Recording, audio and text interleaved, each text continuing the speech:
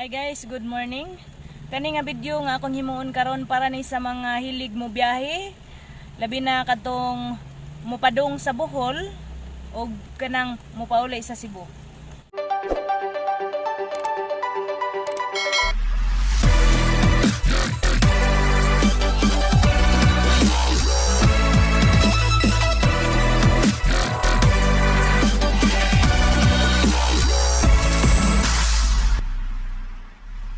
Guys, karon padung ko mo balik sa Cebu.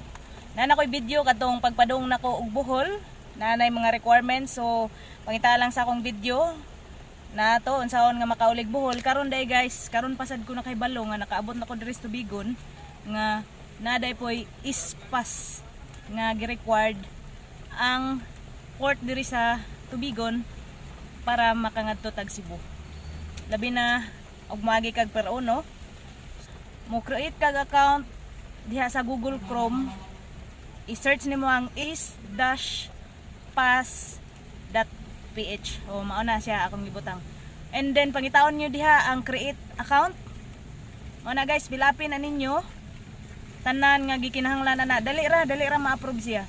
Kay ako nagpatudlo ra pud ko sa crew dito sa Light Ferry 88 mo tudlo man sila guys, so ako pud mong gi-inform nga murag karong buntag ang mularga alas 10 ra sa buntag ang Light Ferry 88 alas 10 ra sa buntag na siya mularga. Sunod na larga alas 4 sa Light Ferry gihapon, and then alas 5:30 kung ako na sayo kadtong nailain nga barko, basta nindot sa na siya nga barko, and then naapoy alas 7. Kanang alas 7 guys, mao na siya di siya magginahanglan og requirements, pero adto na siya mo agi sa Mandawi sa Uwano. So pero kung ari mo sa Peruno guys, kinahanglan na siya ang ispas. And then karon nagpaabot na ko kay na-approve naman, so ngunaan ni siya porma guys ha. Dali ra kay kung dili mo kamao tudloan raman pod mo guys. So mo ni siya ispas. Mao ni ako ning ipakita, mao ni siya naa sa inyo hang nasa ato ang kuan. Mao na kana mao na siya guys. So mao ni resulta ini gahuman ninyo og create account. Mao ni na koy gamayng pahabol, labi na karon kay gaulan-ulan, and then ay balita nga naay bagyo. As long as wala pa'y signal ang inyong padungan o wala pa po'y signal ang inyong gigikanan guys, makabiyahira mo. And pareha karon naay kami nga bagyo, June 1 na ako diri sa Tubigon.